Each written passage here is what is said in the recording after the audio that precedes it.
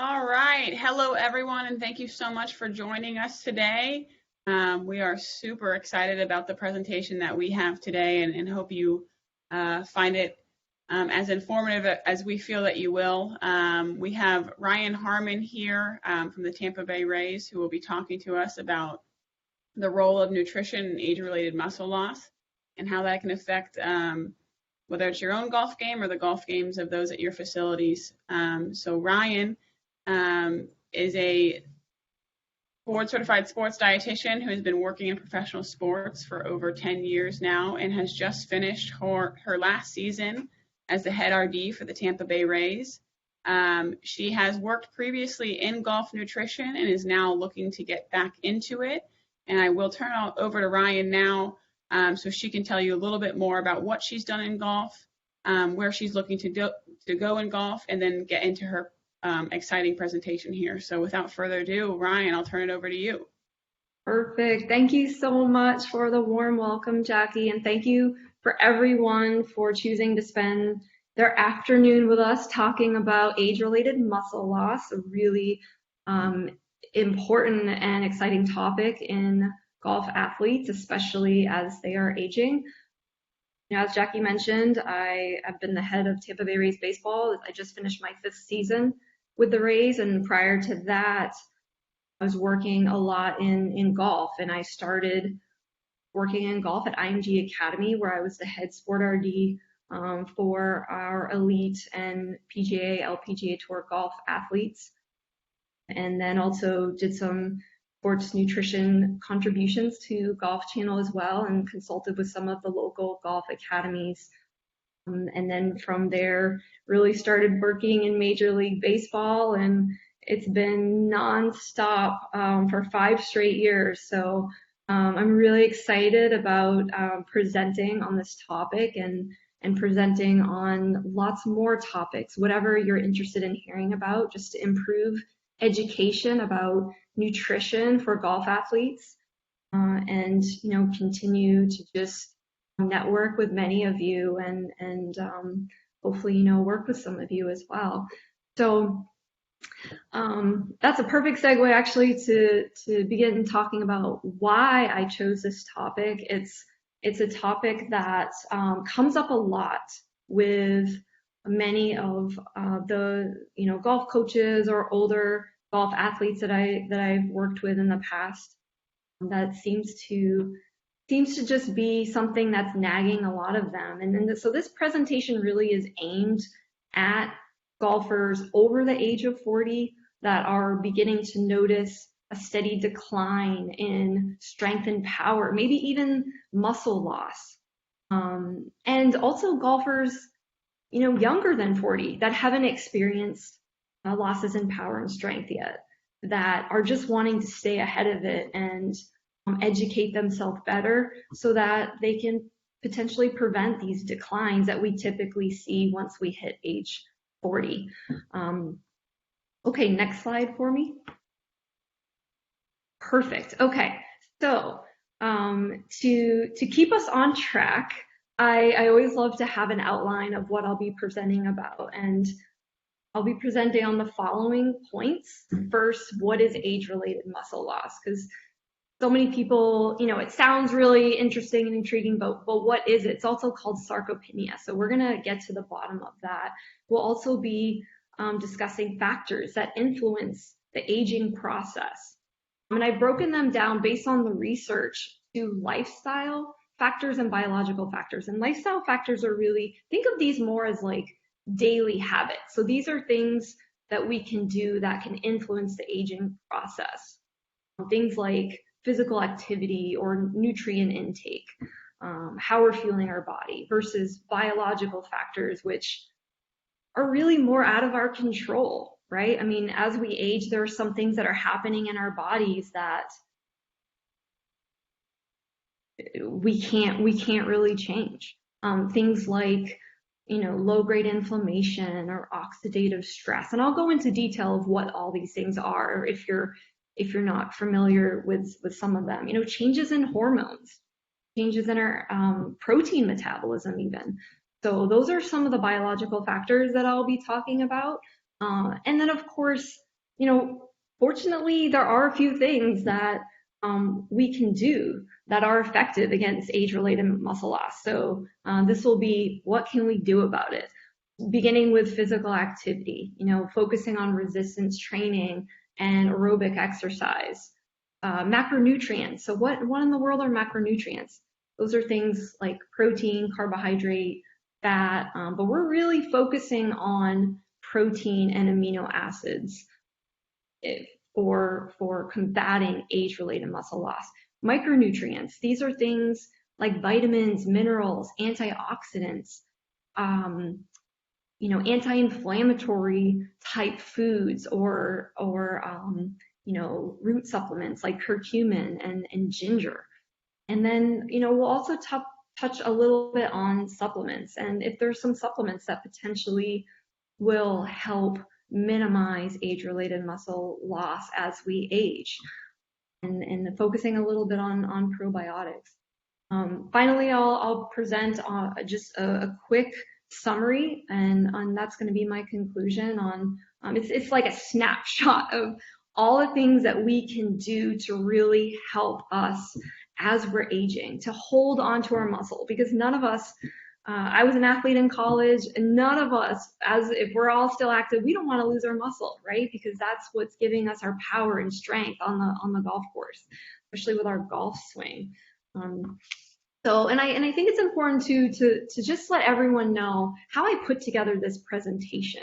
So kind of like the hows behind it. So what I did was I did a literature review of the past 5 years of research. So I really focus on the newest research on 2020 and 2021.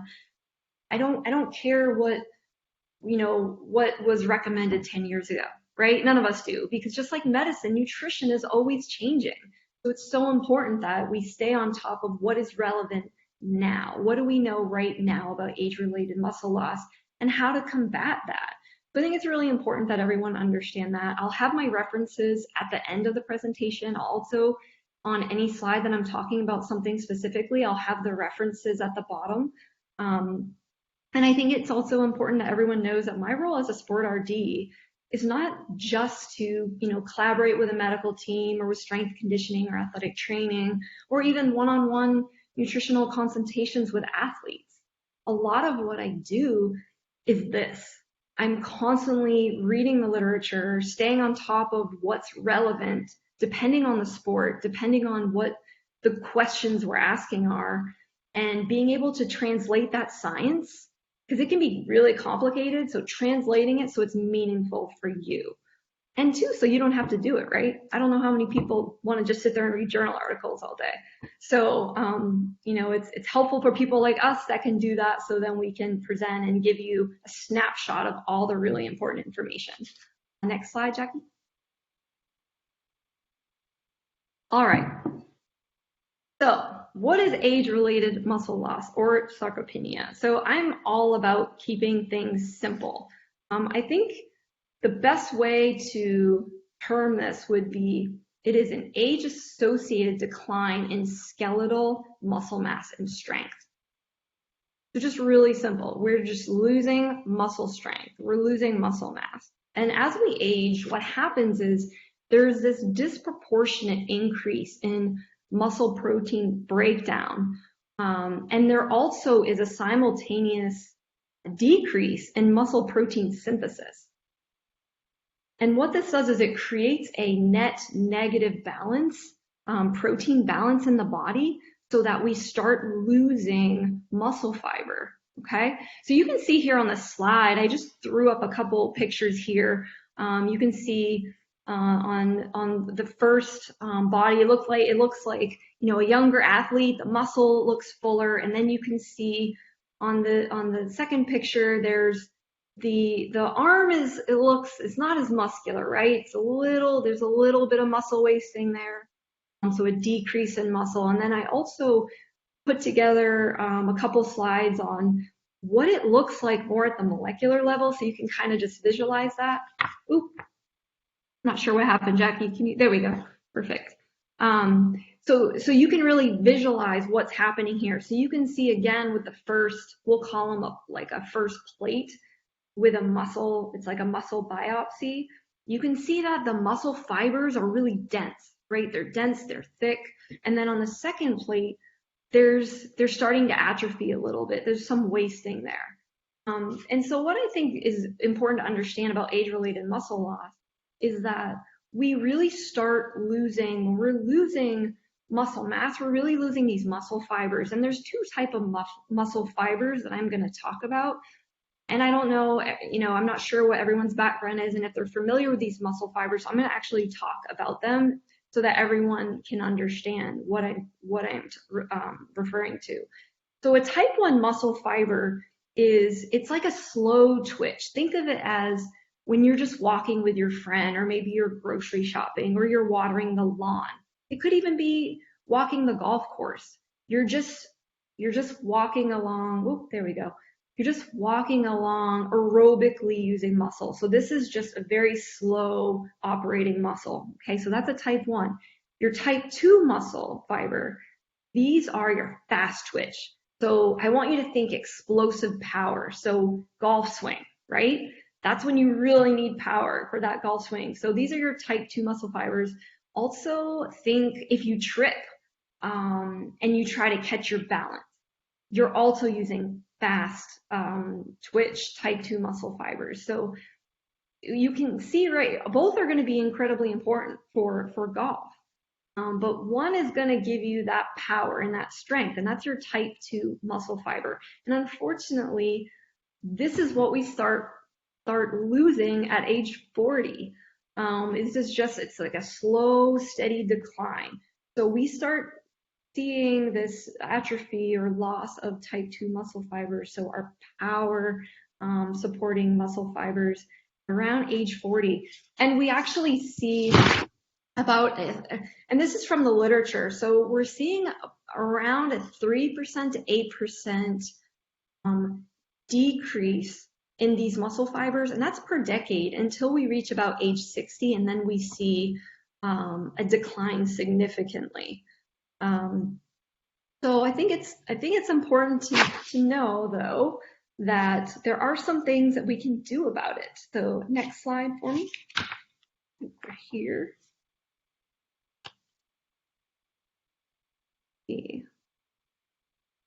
There we go. All right. So let's talk about some of these lifestyle factors that I talked about during our outline. So, oops, there we go. So the first one being physical activity. So how active we are. Now and you can see the first gentleman here who's on the orange yoga mat, and he's holding a weighted ball. He is participating in something called resistance training. So resistance training is incredibly important because it stimulates muscle protein synthesis. And that also preserves muscle mass and the quality of muscle as well. So not just those type 1, but those type 2 muscle fibers. So this will be incredibly important, modifiable lifestyle factor to help us hold on to our muscle. The next would be an aerobic type exercise. And the reason why this is important is because it actually helps us stimulate. I'm not sure if everyone's familiar with mitochondria, but mitochondria think of them as like the powerhouse of the muscle. They're the ones that are generating that energy to allow you to train, to allow you those explosive movements. So those mitochondria are increasing in the muscle tissue when we are stimulating it, when we are training, whether it's resistance training or aerobic training. So I think that's an important fact to keep in mind. When we are not training regularly, we see more declines in the muscle tissue. Now, resistance training, among all the research articles that I pulled, resistance training was one of the most effective interventions at increasing muscle protein growth and synthesis and eliciting improvements in strength, power, and performance. So that's something all of us need to remember, especially if we're not very active, or maybe we're just out on the golf course on occasionally, but we're not putting in any resistance training in the gym. So I think that is something that we all need to remember.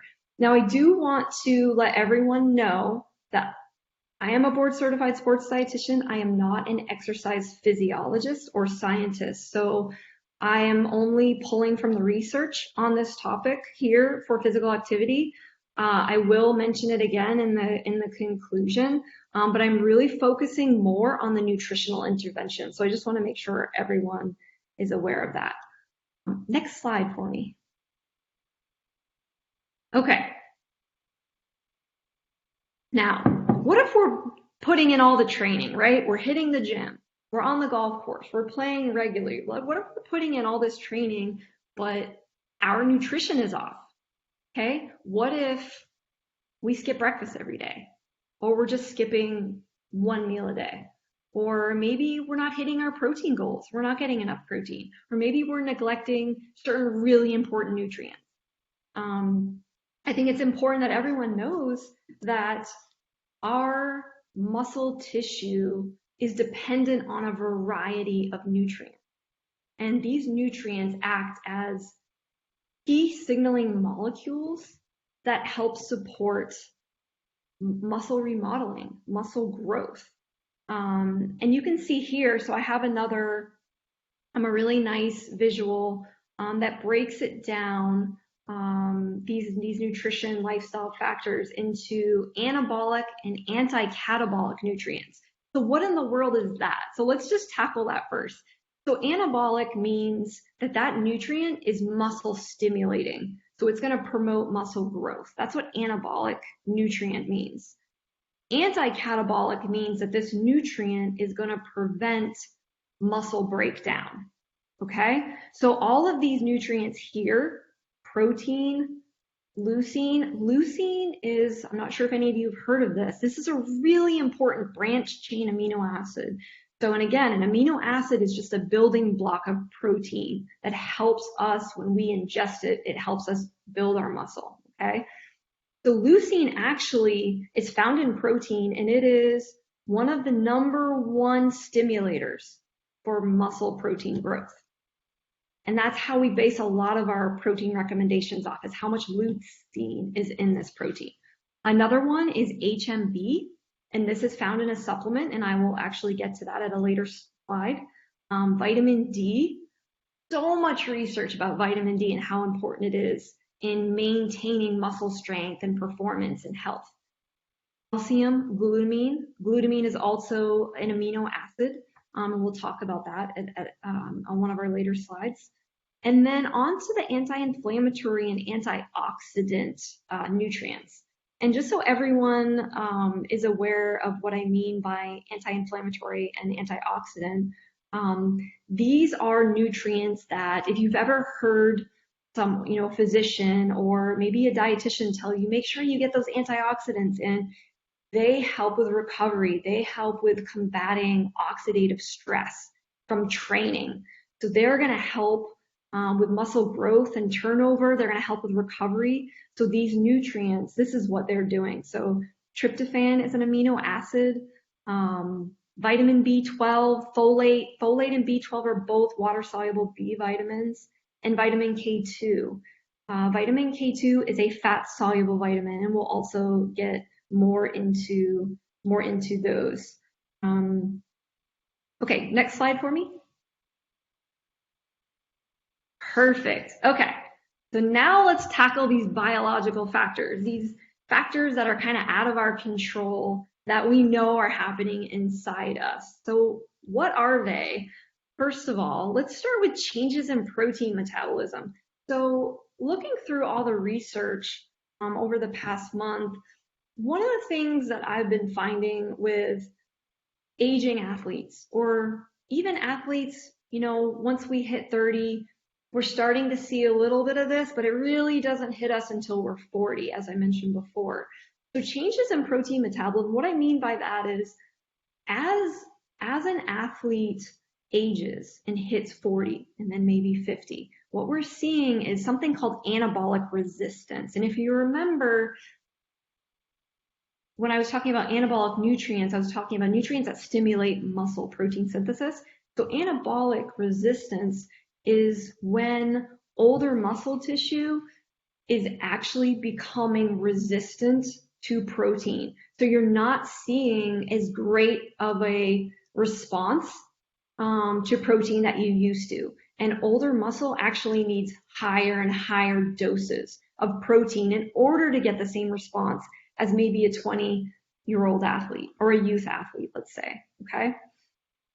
And then moving on to inflammation. Inflammation with age, it just sort of happens. As we get older, there is an upregulation of some of our inflammatory markers. And I'm not going to get nerdy on you, I promise. I'm not going to go into the specific names of these inflammatory markers, but just know that there is an upregulation in inflammation just with aging in itself. And so what this does, this inflammation, it actually can slow the decline of muscle tissue growth and cause a little bit of deterioration of that muscle tissue, okay? Oxidative stress. I'm sure most of you have heard about oxidative stress. This is kind of the hallmark of aging that we always hear. Oxidative stress is something that occurs in every living, breathing animal. Whenever we are training or just with metabolism of food, there are waste products that we call oxidative stress that are being released in the body. And typically when we're young, our body can manage this easily. We can manage this oxidative stress that causes deterioration of muscle tissue. As we get older, our bodies just don't handle it as well. We're not able to detox as well. And so we do see a slow decline in muscle tissue related to oxidative stress in the body. Changes in hormones. I hear this one all the time. And in fact, actually, I would hear this from our baseball athletes all the time. How do I boost my testosterone, Ryan? They would ask me. So with changes in hormones, we actually see a decrease in a lot of our key anabolic hormones. Again, anabolic meaning building protein, responsible for muscle protein synthesis. So if these hormones are responsible for that and we're seeing a decrease in them, then we're typically going to see less protein synthesis. We're going to be up against more protein breakdown, or what we call proteolysis. So not just testosterone, but growth hormone. I'm sure most of you are familiar with growth hormone. As we age, those levels go down as well. Insulin-like growth factor, that's also responsible for stimulating muscle protein synthesis. So all these work together to really help us keep our muscles strong. We don't have to do as much work to keep our muscles strong when we're younger, and then as we age, we start losing more muscle, and then we have a lot of these biological factors to contend with. Okay, so next slide for me. All right, so now that I gave you all the bad news, let's focus on what we can do about it, right? So let's focus on the positives. Next slide, Jackie.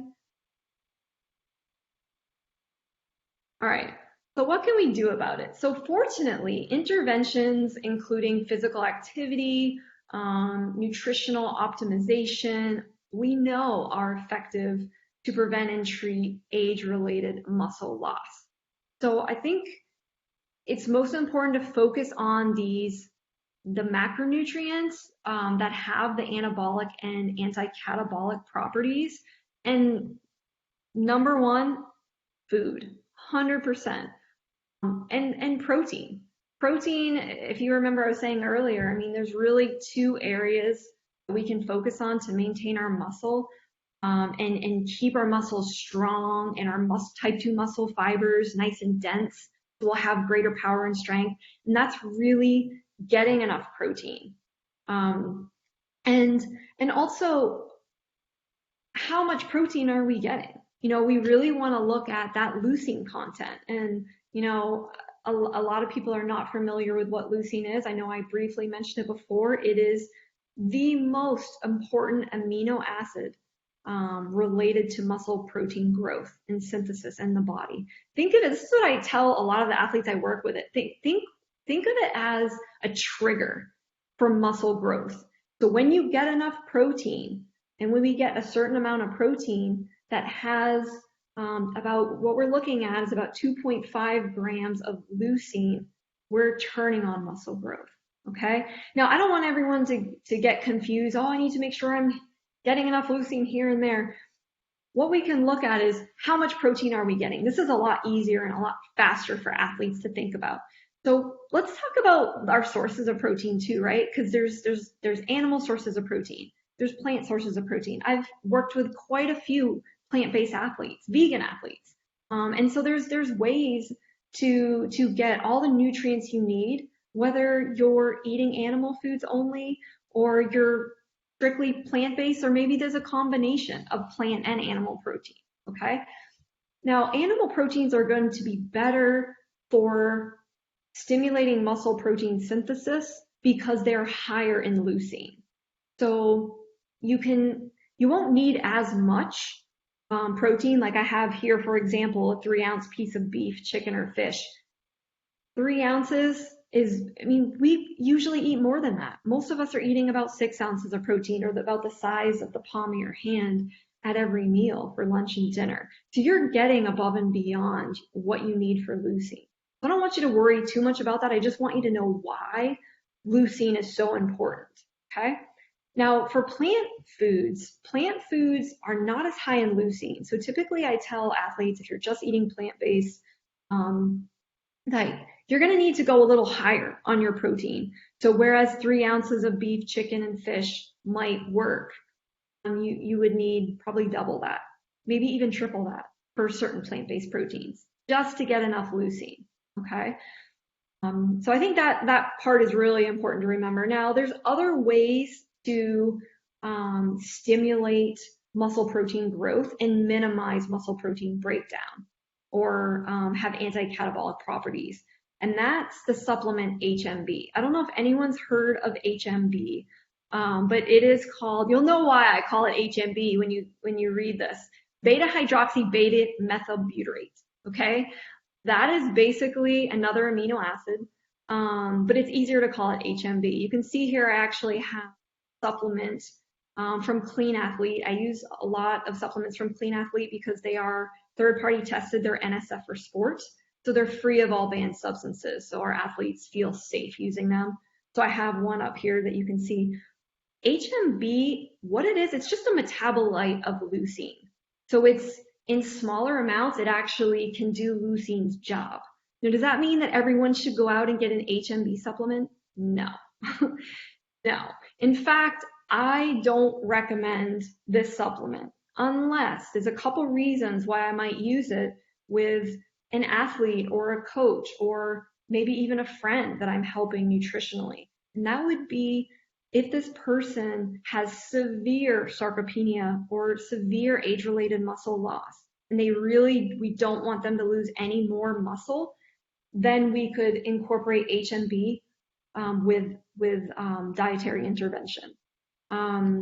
Another reason, and this is why I've also used it with professional athletes, if we know an athlete is going to undergo surgery, and it's a pretty serious surgery where he might be immobile or unable to train for 6-8 weeks or maybe even longer, then I might use it then, because what this supplement does, HMB, it minimizes muscle wasting, so that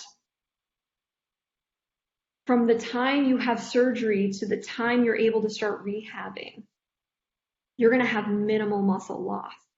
because of this supplement. It protects muscle from being broken down. So why is it beneficial? Well, because once you start rehabbing, there's less catch up, right? Because if you were able to preserve some of that muscle mass that you may have lost, you have less catch up and you can get out to the field faster. What we call return to play, much faster. Okay. So food first. As a sports dietitian, I'm not a supplement pusher. You can always get your nutrition from your food. So what can we do about it? Focus on protein, getting enough protein. Next slide. Okay. So I don't want you to be overwhelmed by this slide. I thought it was a really good visual, and I pulled it from one of the research studies because it actually gave the recommendations for protein intake for both master athletes as well as non-master athletes. So let me give you a little bit of the definition so it's clear in your mind. Master athletes are considered athletes above the age of 35, but they are training. They can go up to 60 years old, but they are training 4 to 5 days a week for 45 minutes plus. Okay, so these people are training hard, for whatever sport they're in. Okay, now the non-master athlete, they are not training this much. So it could be everyone in between that's over the age of 40. Okay, up until as long as you're playing golf. Okay, so we'll consider these the non-master athletes or the more casual athletes that aren't training hard. So what we're seeing in this graph here, so what you can see is this is the where it would be the y axis. That's the response to muscle protein, or sorry, the response to meal intake or protein intake. And then on the bottom you have how much protein they're consuming. So on this gray bar here, you can see the intersection of a few different lines. You can see the bold line, that's the master athlete, and that kind of, peaks at between 0.3 and 0.4 grams of protein per kilogram, and this is per meal. So I'm going to get into much easier information for you, so you don't have to focus too much on this. I just want you to know where I'm getting my recommendation. And then you can see on the dashed line here, that's the untrained older athlete or the non-master athlete. And so it's actually shifted where they plateau at the peak muscle response. Sorry about that, I had my cat jump up. At the peak muscle response of protein synthesis. And that's much higher at 0.5 to 0.6 grams per kilogram. So what does this all mean? Well, it actually means that master athletes don't require as much protein as a non-master athlete. So that means that there's actually less anabolic resistance in these athletes because they are training regularly. So that shows too that it is effective. The more you're training, the more or the less anabolic resistance there is in these athletes. And you don't require as much protein. So what's recommended per day now is going to be about 1 to 1.2 grams per kilogram. Okay, and that's if you fall into that master athlete category. The non-master athlete, much higher protein recommendation, and that's more like 1.5 to 1.8 grams per kilogram, and that's per day, it's not per meal. So that's my mistake, sorry about that. Okay, so that's per day. And to give you an example, if you look below the diagram here, I threw out a 200-pound athlete just to keep it simple. In order to get the kilograms, you divide by 2.2. So this athlete is 90.9 kilograms. Okay, so what I did was I took 90 kilograms and then I pulled, for this non-master athlete, I pulled 1.6 grams per kilogram per day and multiplied those. And so this athlete should be aiming for about 145 grams of protein per day. So that's how I got that information, which tells me on average, and this is like a general rule of thumb for the aging athlete, okay? So this might be much more beneficial to all of you listening. For men, on average, to hit, if you're a non-master athlete, to hit maximize muscle protein synthesis, you're going to want to be getting about 40 grams of protein per meal. Okay, that's per meal. And then I added in there maybe 1, maybe 2 snacks, and that's where the rest of the protein can come from. Okay, if you're a female, it's a little bit lower. It's more like 30 grams of protein per meal to maximize muscle protein synthesis in aging muscle. Okay, and that would be also with 1 to 2 snacks.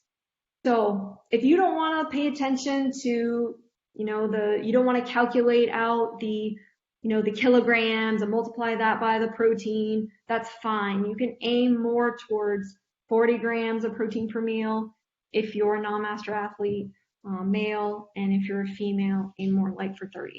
Okay. So what else did we find from this research? Obviously, protein is so incredibly important. We saw that the recommendations are there should be a mixed macronutrient meal every 3 to 4 hours. That's what the Q means, is every 3 to 4 hours. And again, macronutrient means protein, carbohydrate, fat. So those are all the main components of a meal typically. Protein being the big one that's stimulating muscle growth. So we want that to happen about every 3 to 4 hours. And I'll get into why in the next slide. If you're someone training regularly and maybe you're not seeing gains, or maybe you want to make sure you're taking advantage of every opportunity that you can as an older athlete to maximize muscle and strength and power, you want to be ensuring that you are getting that post-exercise recovery in. Okay, and when I say that, what it means is you finish training, you really want to be consuming some kind of protein source within an hour. If you had a meal before training, I would say within at least 2 hours, because when your muscles just finish training, they're remodeling. They're in the process of remodeling and growing, and if you can feed it nutrition, that's going to make it that much more effective. Okay, so make sure you take care of that post-exercise nutrition. If you're trying to lose weight, your protein needs should be higher. So if you're a non-master athlete and you're maybe thinking, I'll just go for 1.5, but I want to lose a little bit of weight, I would go a little higher. Protein improves satiety. Satiety helps keep you full. So that means you're going to be less hungry later on. So that's where protein can be really important if you're trying to lose weight. Maybe maybe 5, 10 stubborn pounds of body fat, something like that. You're just trying to shake a little bit. Increase that protein a little bit. That can be beneficial. Another time we want higher protein intakes during injury. And how much is going to be dependent on what kind of injury that is. If it's a serious surgery, that's where I would work with a team. So your physician, your sports dietitian, your exercise physiologist, they would all be working together to help support, rehab and return to play. Having a balanced distribution of protein. This is so important, and this came up in a few different articles on the literature. So when I say that, what I mean is actually, Jackie, next slide. What I mean is meal distribution is turning on muscle growth at every meal. So I have right here, I thought this was another good visual. You can see here, this is muscle protein synthesis over a period of time. And there's one large arrow at the bottom that says exercise. So you can see with exercise, this is stimulating muscle protein synthesis. And if you're giving it nutrients, if you're giving it protein, that's also going to stimulate muscle protein synthesis. So these are the two things that are going to do this, that create that increase in muscle protein synthesis, and then it slowly tapers off. So that's what it's going to look like every time you have a meal. Okay, so really, if you're doing this right, if you're hitting all your protein goals, at least breakfast, lunch, and dinner, you should see one of these curves at breakfast, one again at lunch, and one again at dinner. That means you're maximizing muscle protein synthesis. And again, you can only do that about once every 3 to 4 hours. So if you're someone just trying to maintain your muscle, it's perfectly fine to just be hitting them at your meals. Maybe you just have a small snack. If you're a younger athlete, you really want to maximize your muscle protein synthesis, you're doing this every 3 to 4 hours. So you might have 4 or 5 meals a day. Okay, so there's different ways to do it depending on what your goals are. Okay, next slide. So we're kind of wrapping up things here. Let's focus on micronutrients now. So this was like one of my favorite topics when I was in graduate school. I absolutely love talking about micronutrients and their metabolism in the body. So we're going to start with the anabolic and the anti-catabolic nutrients. So again, anabolic, muscle stimulating, and synthesis, anti-catabolic, minimizing breakdown of muscle. Vitamin D. Vitamin D is everywhere I look. I feel like I'm reading more and more about vitamin D. Vitamin D is so incredibly important in this process because what it does is it really does support the muscle protein synthesis response. It's essential for healthy muscle tissue, and it's also essential for strength and performance. Getting adequate amounts of vitamin D, and it's really tricky to get it from food solely because you can get it from mushrooms, eggs, salmon, but can you get enough? Not really. And, the best source of vitamin D is sunshine, right? So being out in the sun, 15 minutes, you can get what you need for your daily, recommended daily allowance of the RDA if you're out in the sun. But how many of us are putting on sunscreen, right? And when we put on sunscreen, we're not synthesizing vitamin D in our skin. So it becomes tricky. We need that sunlight, we need that sunshine. A lot of us are very cautious about our skin, especially as we get older. We're cautious about skin cancer. So we're wearing hats and we're preventing, our skin from getting damage from the sun. So if you're not someone who's getting 15 minutes without sunscreen, the best way really would be to get a quality supplement. And there's a couple kinds. There's vitamin D3 and there's D2. I don't recommend D2, it's just not as bioavailable. So get yourself a vitamin D supplement if you need it with D3. And you can get a D3 supplement alone or in a multivitamin as well. But before we just start supplementing, there's a couple things we have to do. We have to test. Do we need extra vitamin D? Are we deficient? There's a couple of agencies that oversee vitamin D deficiency, and that's the Institute of Medicine, as well as the National Endocrine Society. And there's a little controversy on what is considered deficiency versus sufficiency in the general public. And I actually, as a sports dietitian, I tend to side with the National Endocrine Society, which believes vitamin D levels should be a little higher. So how high should they be? And how often should we test? So vitamin D, the serum vitamin D levels, and that's 25 hydroxy D, that's the actual blood test that a physician would test for. That should be around 50 nanograms per milliliter. If you want to optimize muscle health, performance, recovery, whereas, the Institute of Medicine kind of feels like 30 nanograms per milliliter is fine, is sufficient. So I tend to go a little bit higher because there's so many benefits to vitamin D as well, including the immune system. So if you're someone that gets sick a lot, if you're someone that struggles with fractures or muscle injuries, you might want to ask your physician for a vitamin D test. A lot of physicians don't do it annually. You have to ask. Some will. But it's really important to talk to your physician about that, especially with how beneficial it is. And just remember too, if you take a vitamin D supplement, you don't want to just take it with black coffee or something like that. That's what a lot of my athletes that I'd worked with in the past, they would just take supplements without considering what I had recommended, which is vitamin D is a fat-soluble vitamin, which means to be absorbed properly, it needs to be taken with a meal that has fat. So don't just be popping it with a black coffee or tea or something like that. So there's a lot of really important considerations to optimize nutrient absorption. So that's just one.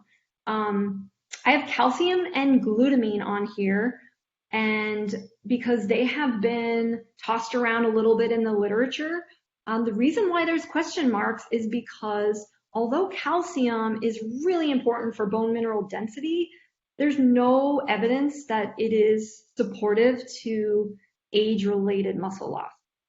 So I cannot recommend that in this presentation. There's just not enough research. It doesn't mean you shouldn't be getting adequate amounts and hitting your recommended daily allowance, or the RDA, which is about 1,000 milligrams to 1,200 milligrams daily based on your age for optimizing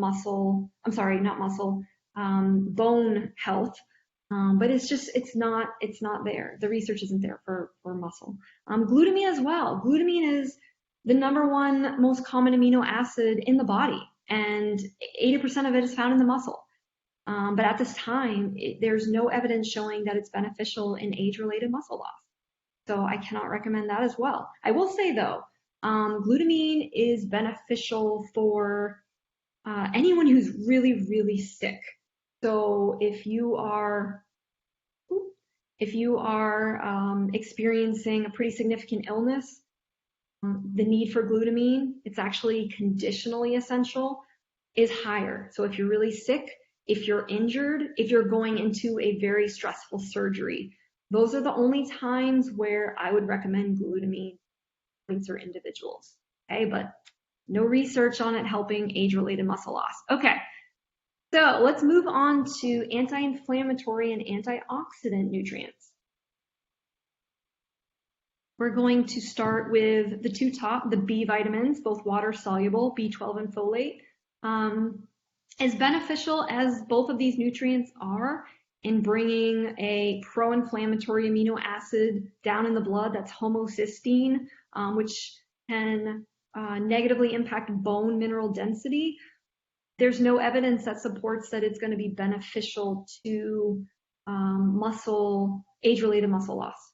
So again, question marks there, because although it's being tossed around in the literature, more research is needed. So when more research is needed, we just can't recommend it confidently, I should say. What about K2? K2 is an incredible fat-soluble vitamin. Again, very important for the remodeling of bone and bone mineral density, bone health. But you know, there's just not enough evidence again for it supporting age-related muscle loss or combating age-related muscle loss. The next couple, curcumin and ginger. Funny story about these two. I love these two anti-inflammatory, antioxidant nutrients because there's a lot of science behind them on benefiting muscle pain and joint pain related to sarcopenia or age-related muscle loss. You can get them through actually what we do with the Tampa Bay Rays. We actually had a 2-ounce cold pressed turmeric ginger shot with crushed black pepper, and our players would just drink them daily. We call them the anti-inflammatory shot, and they loved them. And so something like that, if you're brave enough, let's say, because it does burn. But there's other ways. You can take a supplement. You can add diced turmeric or ginger to stir fries or to soups or things like that. So there's ways to get it through food. I will say, though, as beneficial as they are for helping with musculoskeletal pain, so it can help. But it's not going to combat the age-related muscle loss that we see. So I didn't put a question mark because they are beneficial, but they're not going to prevent age-related muscle loss, okay? Curcumin, also found in turmeric, can be extremely important for muscle recovery and muscle soreness. So adding something like that to your regimen could be beneficial. And finally, probiotics. There is some new, really interesting research on probiotics. I know that they've been found to regulate the inflammatory process and potentially even down-regulate some of the inflammatory markers that,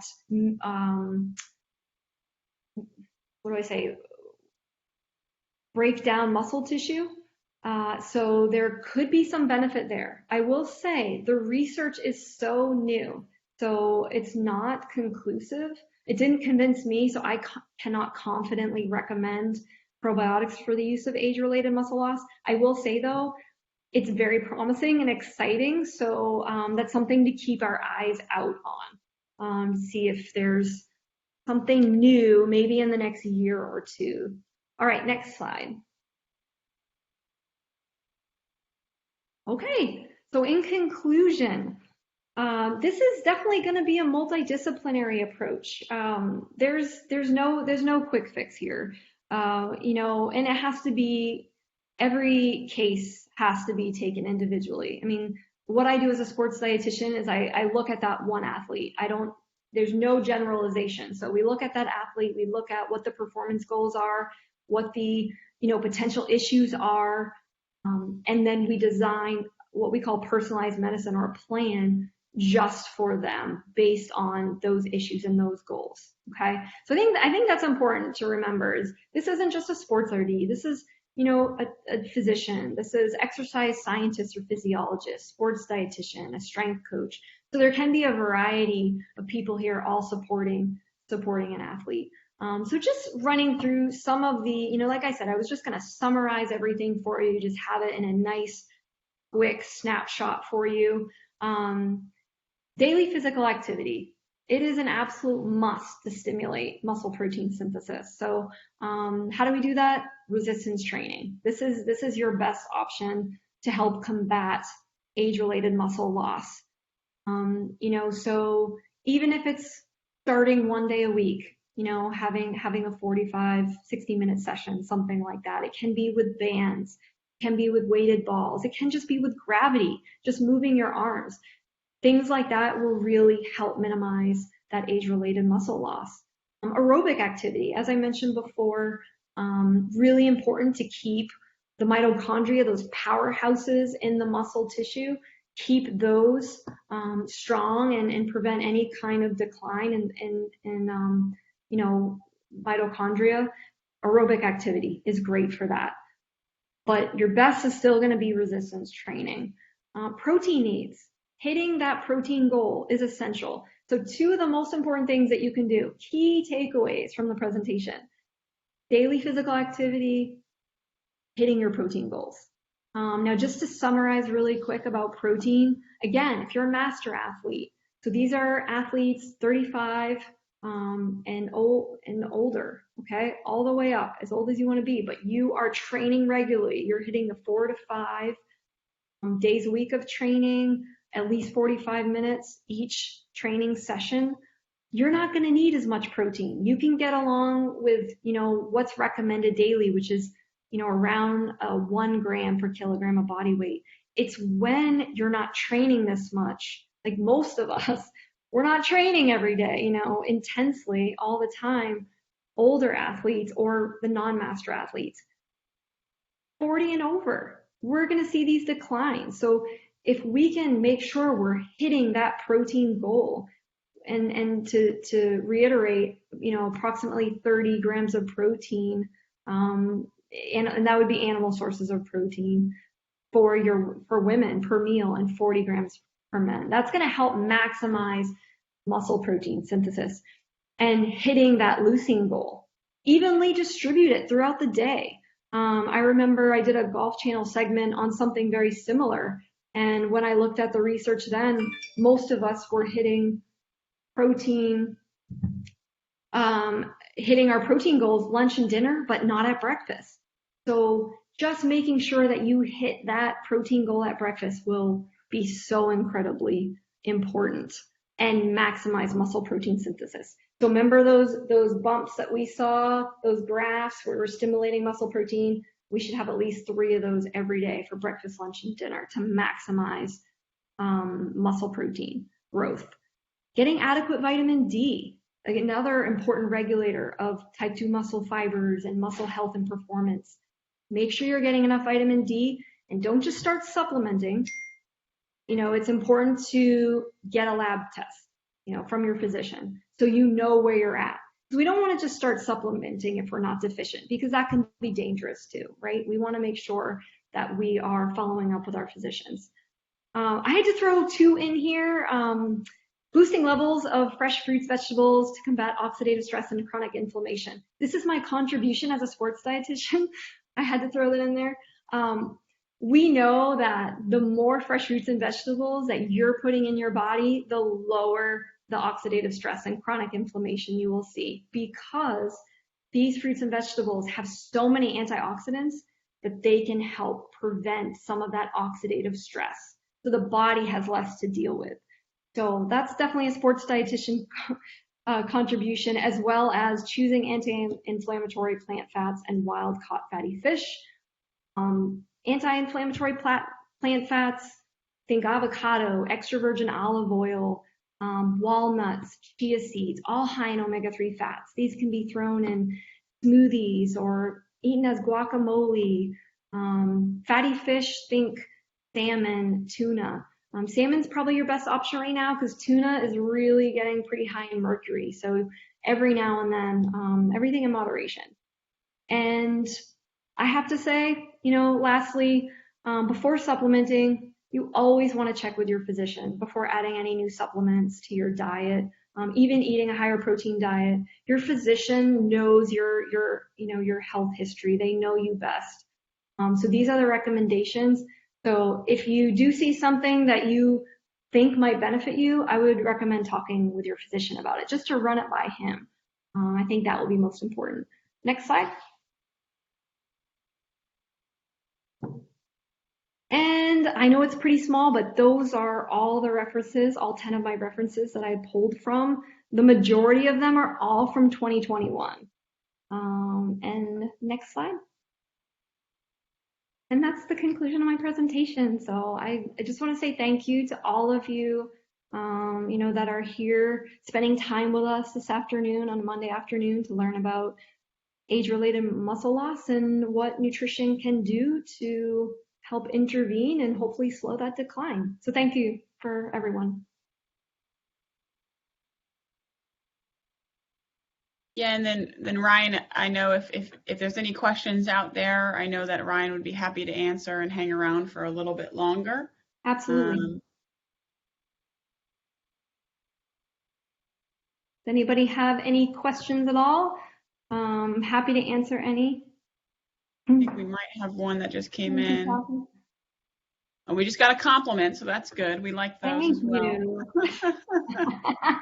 Let's see. I see maybe another one. Oh, another.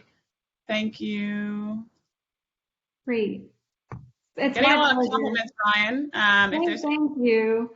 It's my pleasure. Absolutely. And there'll be, we have another one coming up. I think it's cognition and focus in nutrition. And that will be for anyone, for young athletes, middle-aged athletes, older athletes. But I'm always open to any topics. If anyone wants to hear something specifically, I'll dive right into that research and see what we find. Ryan, it does look like we do have 2 questions here. Okay. I'll read them aloud to you. I'll go first with, do you see any blood types? Do you see any blood types have an effect? I haven't seen any research on different blood types and effect on age-related muscle loss. Tell you what though, I'll write down that and see if there's anything I can find. Good question. And then the second question that I see in here as well is, I'm going to pronounce this wrong, but okay. Any opinion on L-arginine? Ah, yes, L-arginine. So L-arginine is, just so you know, Jackie, and for those that aren't familiar, L-arginine is an amino acid, and it actually is really great for increasing blood flow. So I didn't see any research in any of these articles on L-arginine, but that does not mean that it doesn't exist. I know personally that one of the supplements that I used to use in our Tommy John athletes with Tampa Bay Rays baseball, we would use a combination of HMB. So if you remember, HMB is that metabolite of leucine that prevents muscle wasting. and L-arginine. There were a few other things in there. I believe curcumin was in there as well as L-arginine. And I haven't seen any other research on L-arginine other than its benefits to helping improve blood flow to the wound site. And what that can do is it can improve healing time, because if you're getting more nutrients to the wound site and more of the waste that the wound site is producing, that can help speed up healing. That's at least what the supplement is purporting to do. So let me see. Like I said, I didn't see any research on this one, but I'll see if there's anything on L-arginine and its connection to age-related muscle loss. That would be interesting. Okay. Oh, we have another question? Those Great are all questions, guys. yeah. All I've seen so far. Unless there's any other questions, we will finish the presentation for today. And as Ryan mentioned, we're definitely going to have her back to give some other presentations on different health and diet-related topics. So we look forward to that. Ryan, we really appreciate you spending some time with us. I mean, what a fantastic background you bring to our PGA professionals here in our section on these topics, and we really appreciate the time you've spent, the time you hopefully will spend with us in the future. And I know I can speak for everybody on the call that was a wonderful presentation and one that I'm sure we all have learned a lot from. So thanks again. Great. We really appreciate it. Great. My absolute pleasure. And if there's anyone that, wants, I do have all those research articles. If anyone wants to dive any more into them, I'm happy to provide them to you as well, Jackie. But thank you so much again for having me, Jackie and Kathy. And I look forward to, I hope all of you will join me again for the next topic of nutrition for cognition and focus.